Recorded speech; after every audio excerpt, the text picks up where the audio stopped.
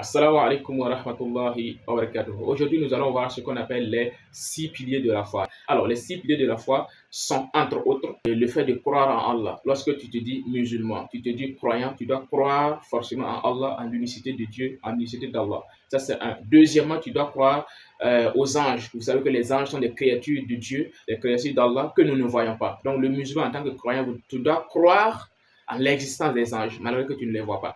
Troisièmement, tu dois croire aux livres révélés. Tu dois croire que Dieu il a révélé des livres comme le Coran, comme l'Injil, comme le Zabour, etc. aux prophètes précédemment. Donc, tu dois croire en cela.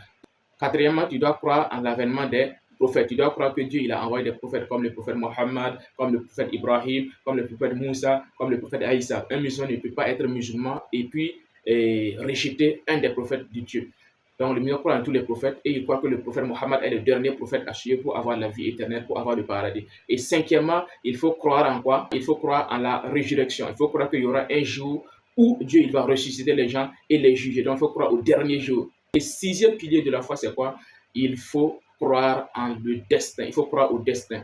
Qu'il soit bon ou mauvais, le musulman doit croire que Dieu il a prédestiné toutes choses, bien comme mal. Donc tout ce qui arrive aux musulmans, ça vient de la part de Dieu. C'est Dieu et demander à Allah de l'aider à pouvoir surmonter toutes les épreuves de la vie. Donc Allah nous donne la bonne compréhension de notre foi et qu'il augmente notre foi et qu'il nous donne le paradis comme demeure éternelle. Donc tout musulman est appelé à apprendre ces 6 piliers de la foi afin de bien parfaire sa foi et aussi de les assimiler. Wassalamu alaikum wa rahmatullahi wa barakatuh.